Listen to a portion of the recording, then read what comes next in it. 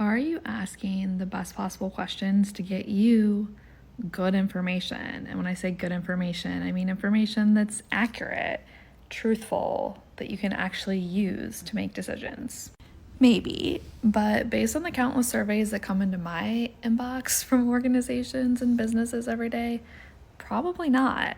Let's look at a quick example. This is a question on a survey I received today. What is your preferred learning style? First things first, preferred learning style. No, too complicated. Basically, what they're asking here is, how do I like to learn? How do I best learn? What is my favorite way to learn new information, right? Like, let's just make it more basic, more simple. But the main point I want to drive home here is about these answer choices, answer categories, options here, because I think this is just like a great example of a problem that a lot of people make when they're writing survey questions that really ensures you're getting bad data. Bad data equals bad decisions, so we don't want to do that. Here is my rule of thumb for surveys. One question equals one thing, one topic. You're asking about one thing per question. And the problem with this question is it is actually asking about two things. And whenever you're asking about two things in one question, your data's messed up. And it's also kind of hard for me to answer, right? So it's just like a lose-lose situation. Here's what I mean.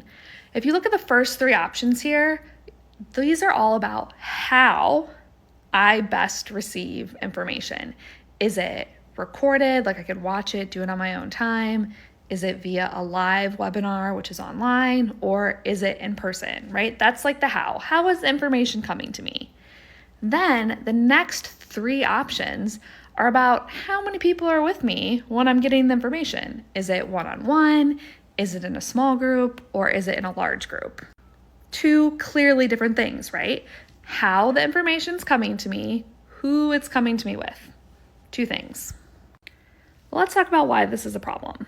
So I'm a business owner and I sent out the survey because I want to decide how to do my next offer, and most people say in person. All right, so done. Doing it as an in-person thing.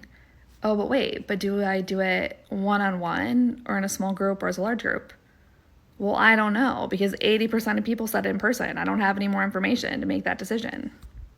Or let's say most people said small group. So 80% of people who took the survey told me they want to do it in a small group. Do they want to do it in a small group online or in person? I don't know. If you want to know two things, you have to ask two questions.